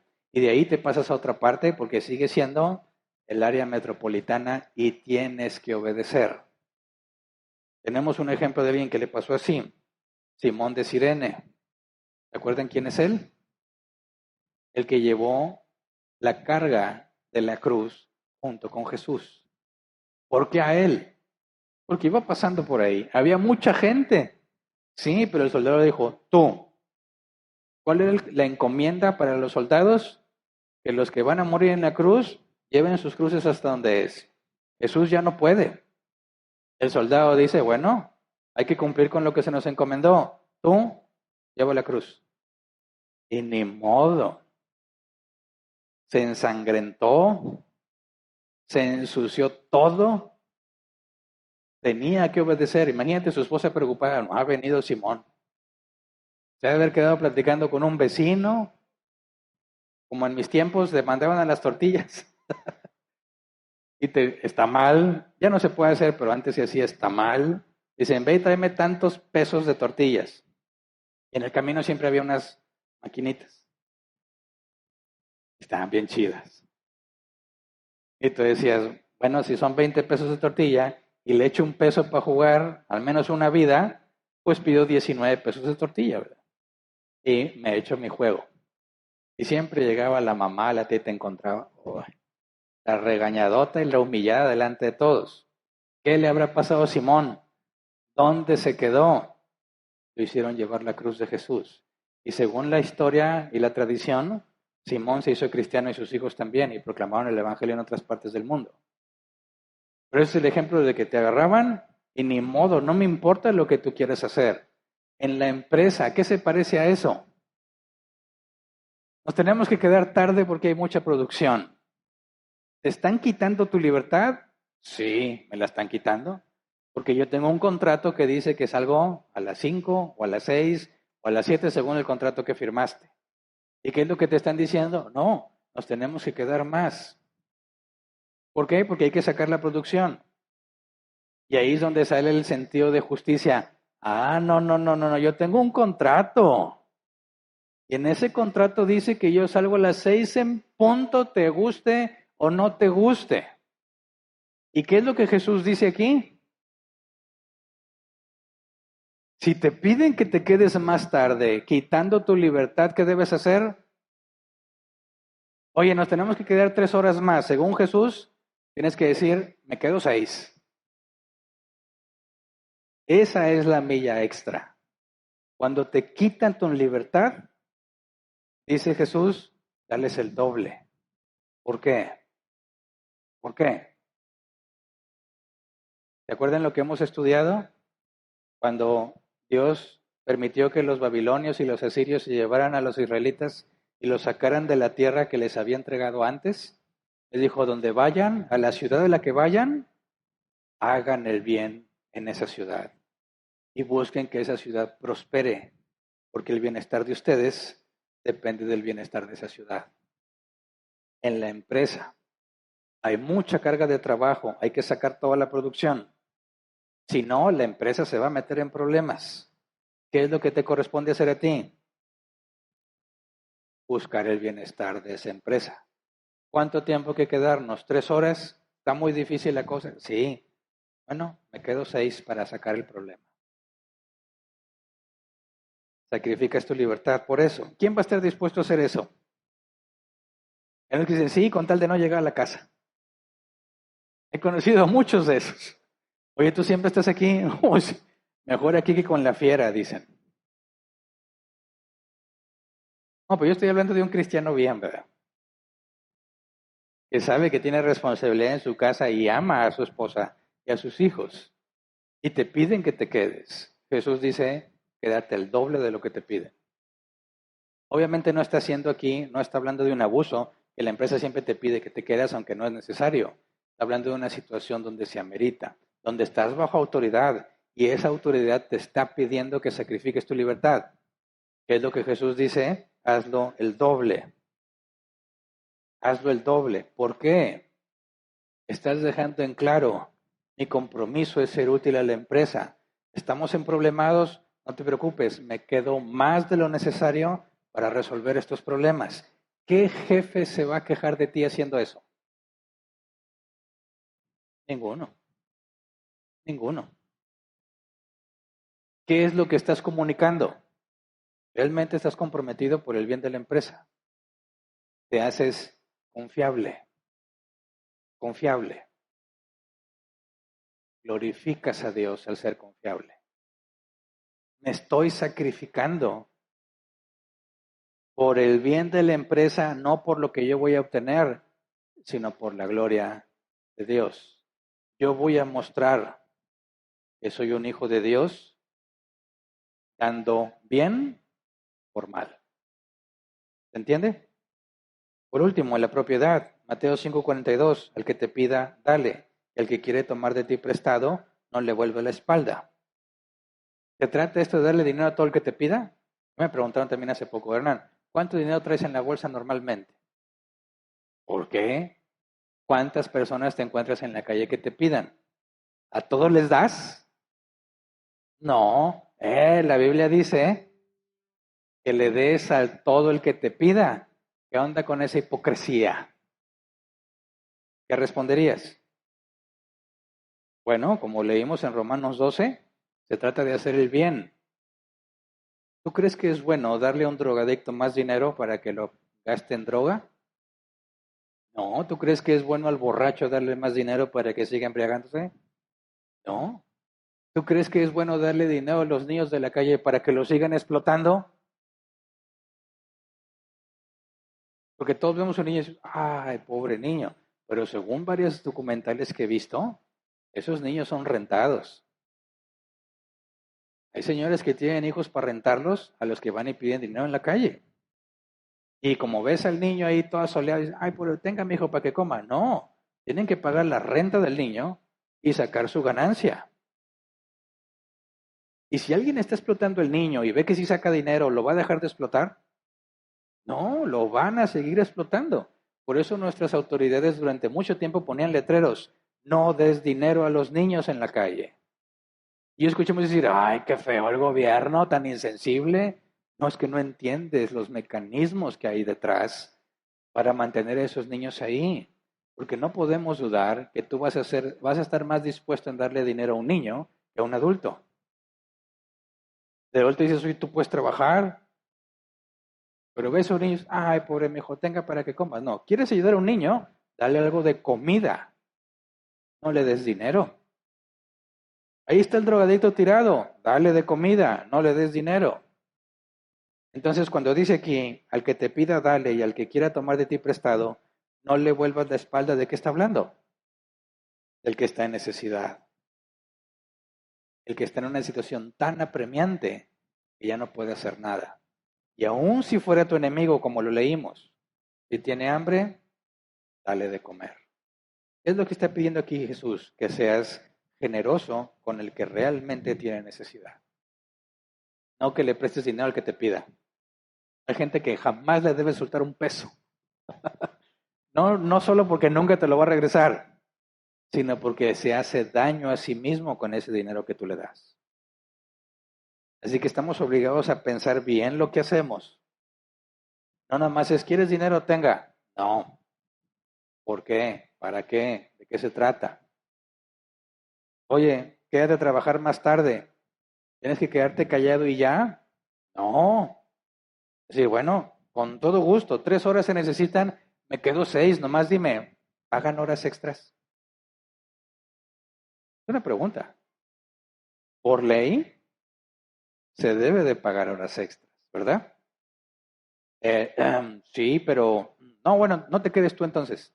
Ah, no tiene nada de malo que yo pregunte, porque si lo que pretenden es hacer mal y yo no estoy dispuesto a decir, chis, a mí no me pagas para eso, no, no, no, estoy dispuesto a hacer el bien y pregunto tu razonamiento, como Jesús le dijo, ¿por qué me pegas? Si he hecho algo malo, dime qué fue eso malo que hice. Oye, ¿y van a pagar los extras? Eh, ahí tú te vas a dar cuenta de sus intenciones. ¿Se quieren aprovechar o quieren decir, claro que va a haber horas extras, es lo que la ley dicta, y así tú ayudas a la empresa y la ayuda a la empresa a ti. La empresa te ayuda a ti. Lo dije al revés. No significa que te tienes que callar y soportar que te traten mal. Puedes hablar. Lo que no debes hacer es entrar en el juego. ¿Me quieres hacer daño? Pues ahí te va. No, no regreses mal por mal, ni insulto por insulto. Regresas un bien. ¿Quieres que me quede? No hay ningún problema. Me quedo. Más de lo que se necesita. Pero explícame, ¿cuál es la política en este tipo de cosas? Porque también hay jefes que se enojan porque te vas a la hora de salida, ¿verdad? Y siempre digo así a los de mi equipo, cuando se van, le digo, ya, ¿cómo es que te quieres ir a la hora que te toca salir? Y ya saben que estoy jugando, ¿verdad? Cuando me dice, oye, quiero pedir días de vacaciones, mira qué fácil irse a descansar. Qué fácil es pedir las vacaciones que legalmente te corresponden. Estoy siendo irónico porque tiene todo el derecho de tomarse sus vacaciones y tiene todo el derecho de irse a la hora de salida, pero muchos lo ven mal, ¿verdad? Si me voy a la hora de salida, dicen, ¿qué pasó? ¿Dónde está el compromiso con la empresa? Estoy comprometido con la empresa. ¿Hay cosas retrasadas? Me quedo para sacarlas. No, no, nomás todo va bien. Bueno, cuando se necesite, me avisas. Y con mucho gusto vemos cómo está la política de horas extras. ¿Se entiende? No soy un dejado que no me importa que me pisoteen. Estoy dispuesto a hacer lo bueno, pero también te voy a cuestionar para ver el razonamiento y la legalidad de lo que me pides. De manera que no me van a poner peros. Hernán, hay que quedarse a trabajar, me quedo a trabajar. Por mi culpa hay que quedarse tarde, ni siquiera voy a preguntar horas extras, porque es mi culpa. Y voy a estar haciendo lo que corresponde para hacer las cosas bien. Pero ese es el punto. Mateo 5, 43 al 48. Ustedes han oído que se dijo, ama a tu prójimo y odia a tu enemigo. Pero yo digo, amen a sus enemigos y oren por quienes los persiguen, para que sean hijos de su Padre que está en los cielos. Él hace que salga el sol sobre malos y buenos y que llueva sobre justos e injustos. Si ustedes aman solamente a quienes los aman, ¿qué recompensa recibirán? ¿Acaso no hacen esto hasta los recaudadores de impuestos? Y si saludan a sus hermanos solamente, ¿qué demás hacen ustedes? ¿Acaso no hacen esto hasta los gentiles? Por tanto, sean perfectos como su Padre Celestial es perfecto. Así que esta es la parte complicada. ¿Me quieren quitar la dignidad? No puedo entrar al juego.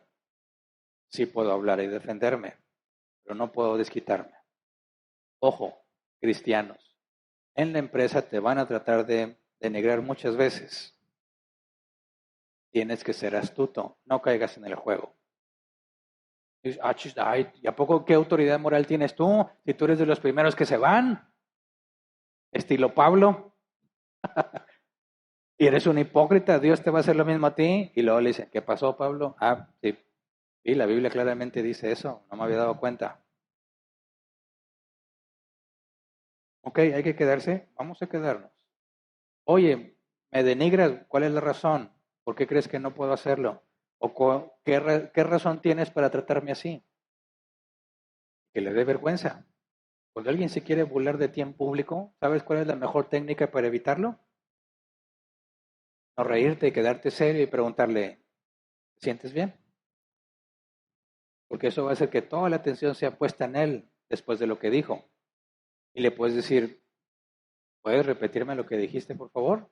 De seguro que ya no lo va a volver a hacer, porque le va a dar mucha vergüenza, porque es injustificado lo que está haciendo. No estoy regresando mal por mal.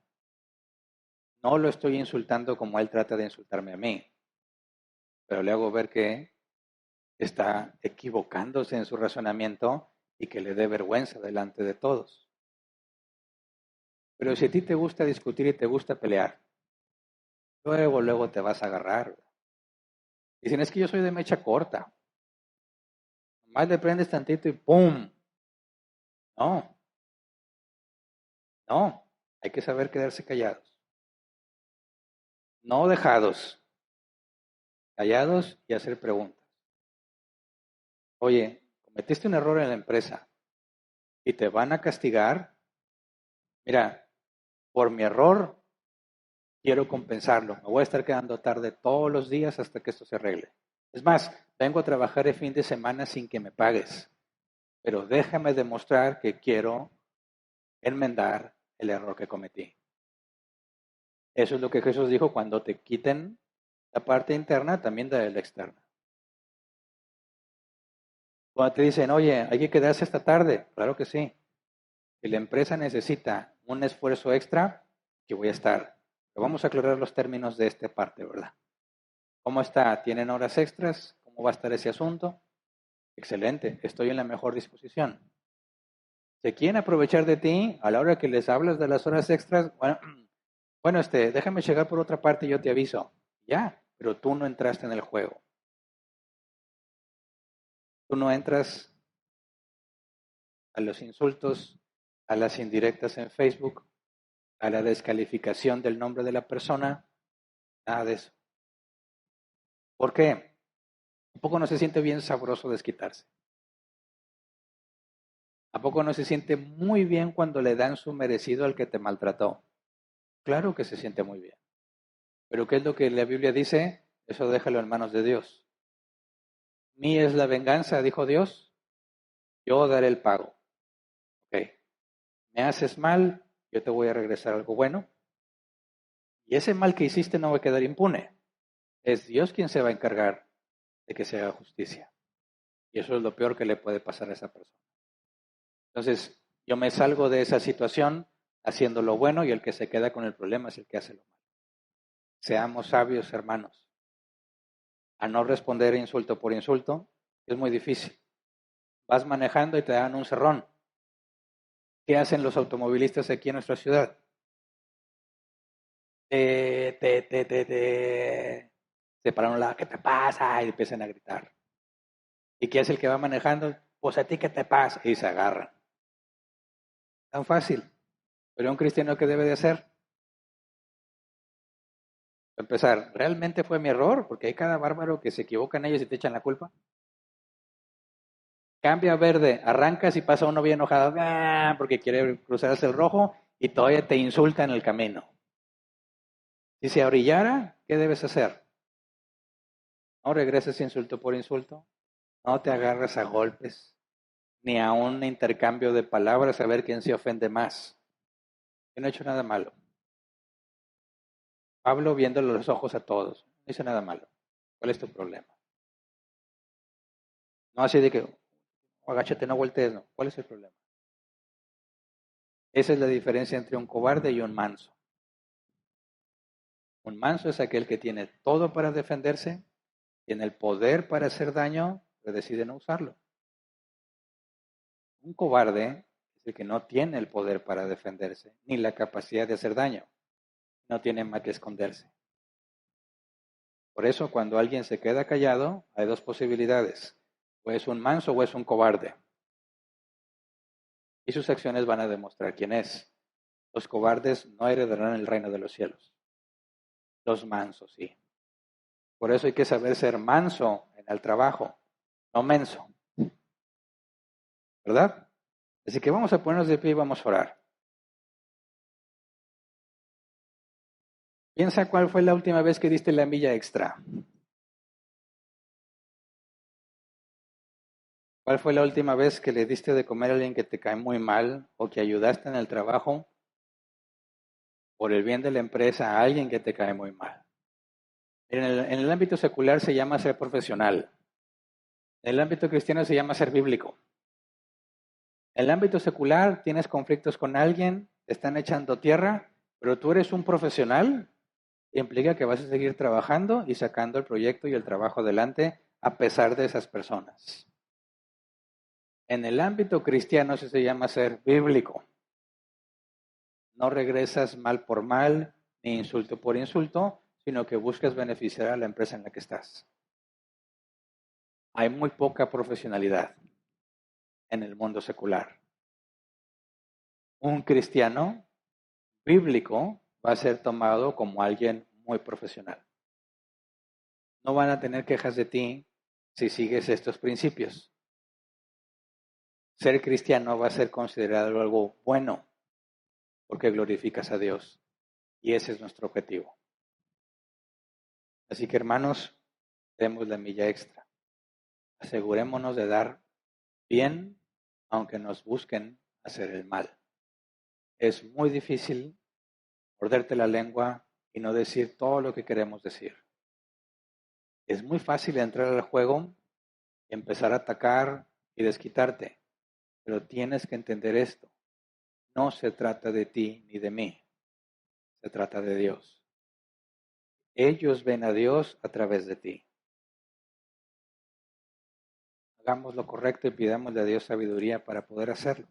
Así que vamos a orar, Señor, ayúdanos a entender cuando somos agraviados, cuando nos quieren quitar la dignidad, la seguridad, la libertad, la propiedad, cuando quieren aprovecharse de nosotros, Señor, y quitarnos lo que es nuestro. Ayúdanos a tener la mente clara, a tener la mente fría y pensar en lo que verdaderamente debemos hacer para glorificar tu nombre en lugar de dejarnos llevar por lo que sentimos. Ayúdanos para que cuando tengamos ese coraje, que a veces es justo, podamos pensar antes de hablar y pensar antes de hacer, para asegurarnos que lo que vamos a decir te glorifique y que lo que vamos a hacer sea un ejemplo digno que demuestre que somos hijos tuyos. Ayúdanos, Padre, porque lo más fácil es dejarnos llevar. Ayúdanos porque tenemos conflictos en todas partes, incluso enemigos en muchas partes. Ayúdanos, Señor, a entender que debemos ver más allá de ellos. Debemos ver por encima de ellos. Ayúdanos cuando tenemos jefes que buscan perjudicarnos. Ayúdanos porque nos demanda someternos a su autoridad y al mismo tiempo glorificarte. Y es muy difícil. Es muy difícil aceptar el maltrato. Es muy difícil responder correctamente cuando estamos molestos y enojados. Por eso reconocemos que necesitamos de ti, Señor. Sin tu Espíritu Santo nosotros no lo podemos hacer. Ayúdanos para que, como Juan el Bautista dijo, es necesario que yo mengüe, pero que tú seas enaltecido. Que haya más de ti en nosotros, Señor, y menos de nosotros. Que podamos pensar menos en nosotros mismos, de manera que hagamos las cosas para glorificarte, no por beneficio propio. Cuando hay beneficios de por medio, Señor, podamos administrarlos con sabiduría y seguir dando testimonio de que somos hijos tuyos. Ayúdanos a no caer en las trampas. Muy fácil dejarnos llevar. Ayúdanos, Señor, a controlar nuestras emociones, a tener dominio propio, para dar el ejemplo correcto en los momentos difíciles, para que cuando vean que somos maltratados, puedan ver la forma correcta de reaccionar. Para que cuando nos vean que están tratando de hacernos mal, puedan ver en nosotros la manera correcta de reaccionar. Ayúdanos, Señor, a hacer lo correcto cuando corresponda. Y todas esas veces que nos hemos equivocado, ayúdanos a enmendar el daño.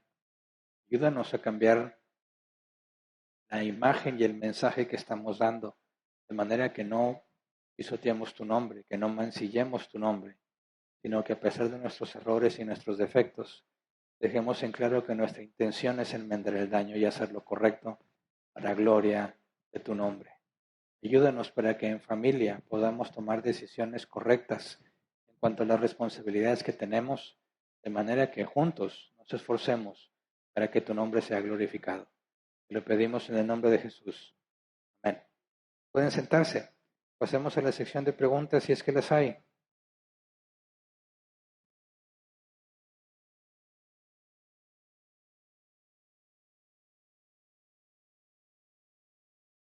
Sí, veo que aquí hay al menos una pregunta. Bien, 15 minutos como máximo para tratar de responderla. Si la pregunta no tiene que ver con el tema y es la única, pues como quiera voy a tratar de responderla. Sería como mandarle al final, ¿verdad? Pero en un máximo de 15 minutos. Empiezo a leer. Dice Francesca Caro, saludos pastor. Tengo una pregunta. Sucede con un hombre que es estudioso y es apto para enseñar, pero es muy mal genio.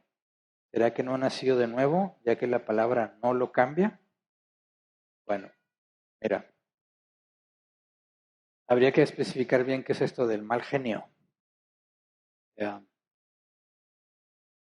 Cuando hablamos de alguien apto para enseñar, no nada más hablamos del don de enseñanza, sino de todo lo que eso implica. La paciencia, el trato, la manera de dirigirte a la persona buscando que entienda. Hay personas que saben mucho, pero lamentablemente eso mucho que saben no lo saben comunicar. A veces es cuestión de práctica, ¿sí? Todo requiere práctica, aunque sea un don de Dios, debemos multiplicarlo por medio de la práctica, pero también he conocido personas que aunque saben mucho y pueden explicar, tienen muy poca paciencia y muy poca empatía. Son personas que se cansan contigo si no entiendes. Son personas que cuando ven que estás batallando y no captas, se desesperan y dicen, ay, sabes que tú no tienes remedio y ya no te quieren explicar. Por eso hay que evaluar con mucha transparencia y honestidad si una persona debiese estar enseñando o no, buscando todos los elementos que se requieren, ¿verdad? Cuando una persona quiere enseñar, busca no exhibir al que no sabe, busca que se sienta eh, cómodo al preguntar. Y cuando tú dices que tiene un mal genio, me parece, es mi percepción, que se desespera con la gente, ¿verdad? Que tiene poca paciencia y lleva a mostrar gestos o situaciones que te hacen pensar que realmente está enojado contigo.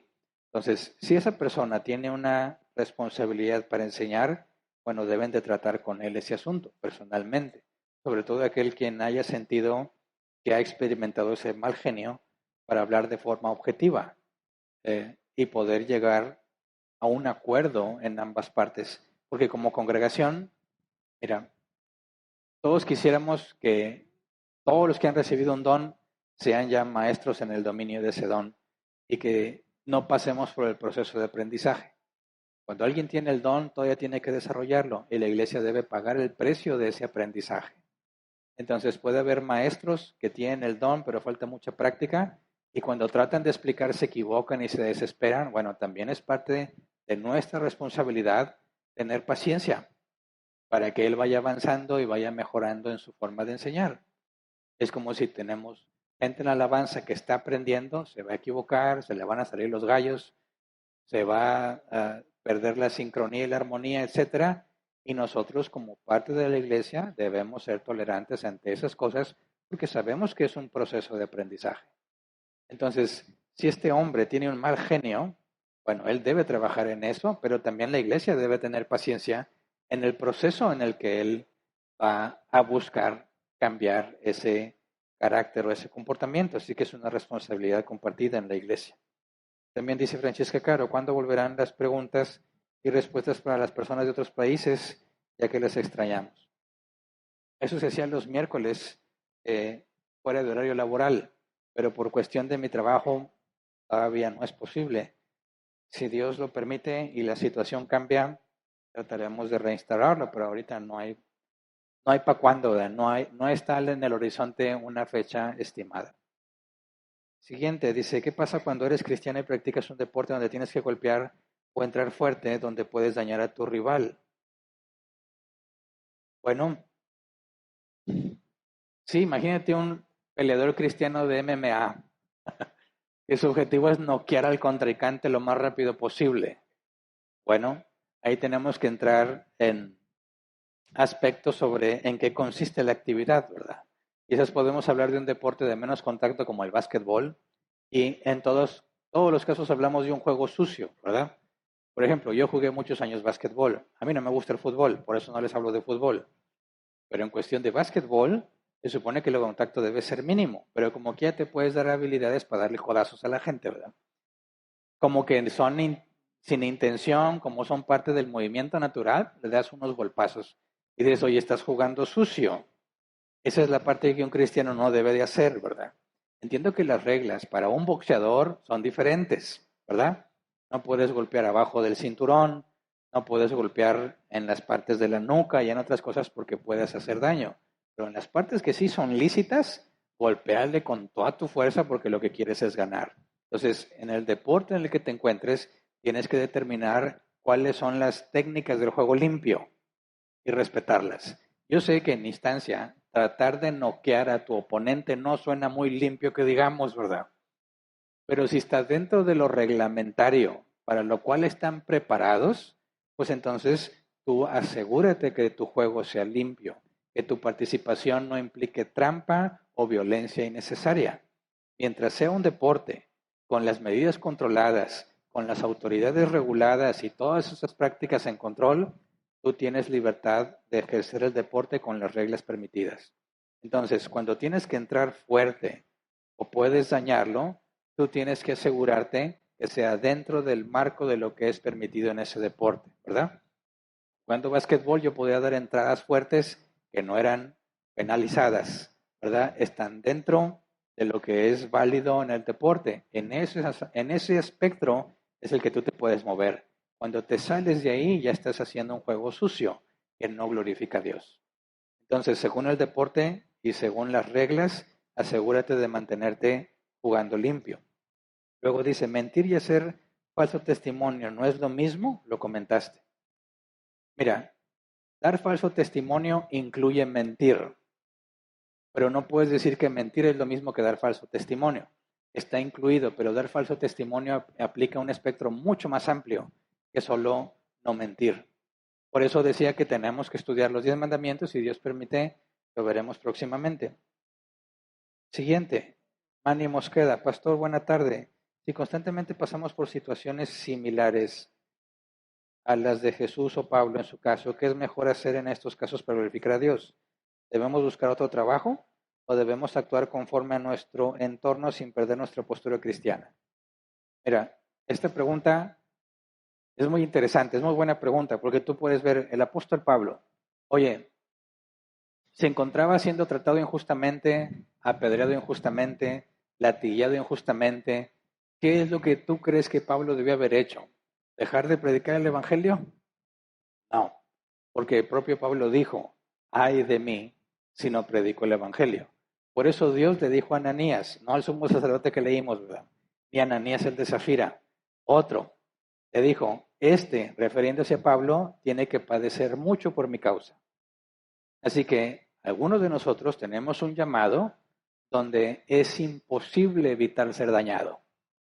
¿Me explico? Si tú tienes un llamado a un cierto alcance público, vas a ser muy criticado, se va a hablar mal de ti, tu dignidad va a ser pisoteada, van a decir cosas falsas de ti, van a hablar mal en tu contra y es inevitable. Y te vas a meter en muchos conflictos por eso. y es inevitable, es parte del llamado que Dios te dio.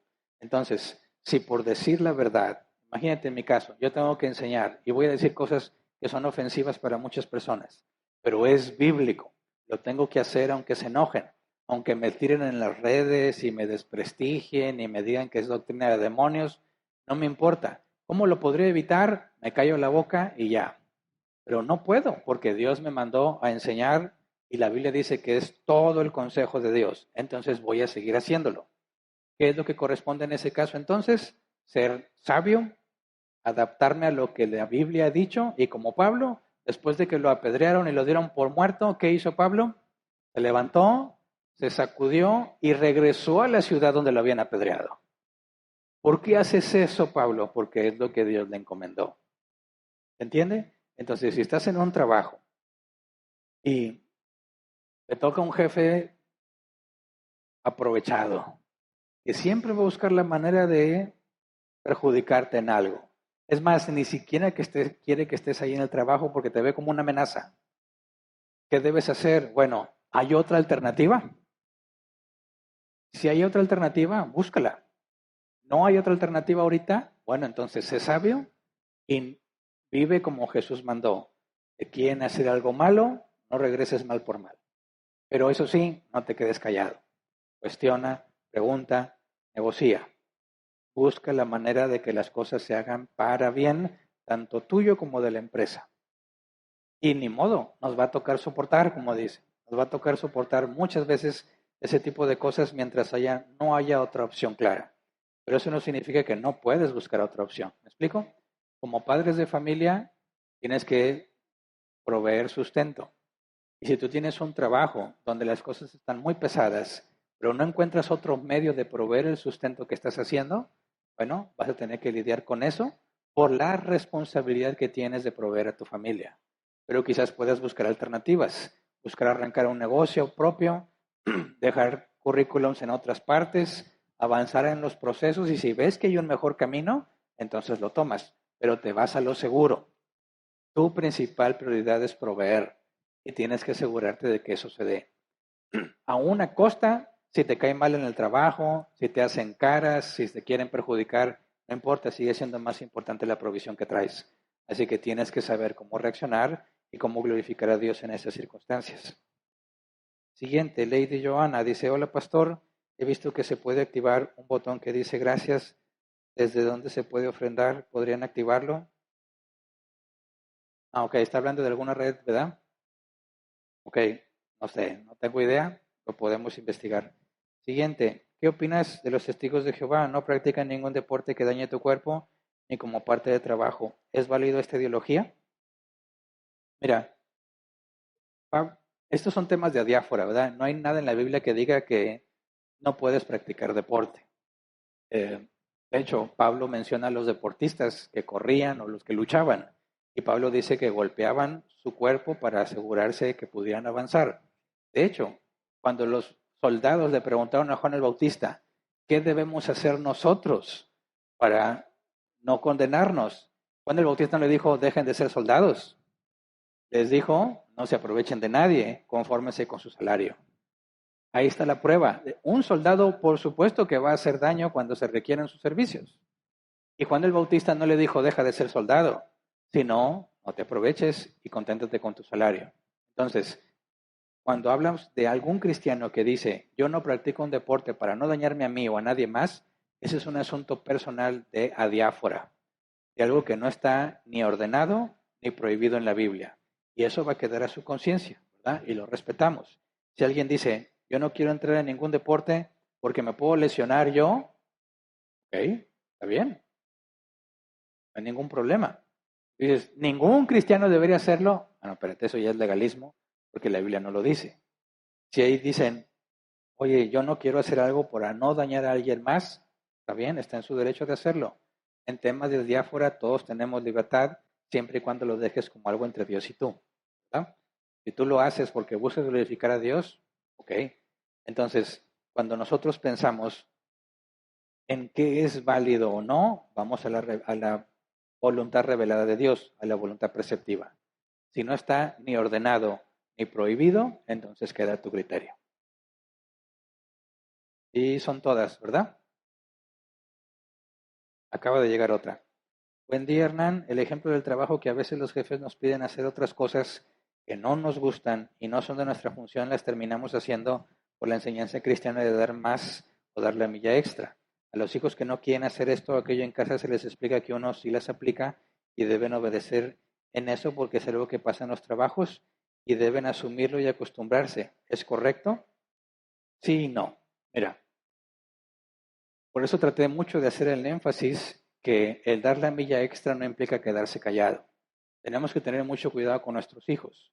Si a tu hijo le enseñas que te obedece solo porque te debe de obedecer porque tú lo dices, estás haciendo un daño.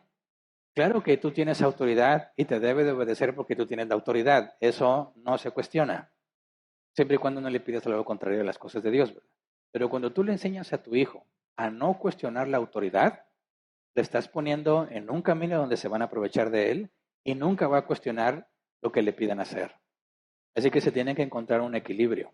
Es cierto que nos sometemos a las autoridades, pero nunca callados y cabizbajos. No, ok, yo estoy dispuesto a hacer esto, pero explícame cuál es la razón de hacerlo.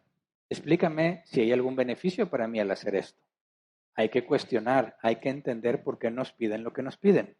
Porque si cometemos el error de enseñar a nuestros hijos de tú cállate y haz caso, ellos van a pensar que así es en todos los lugares donde estén.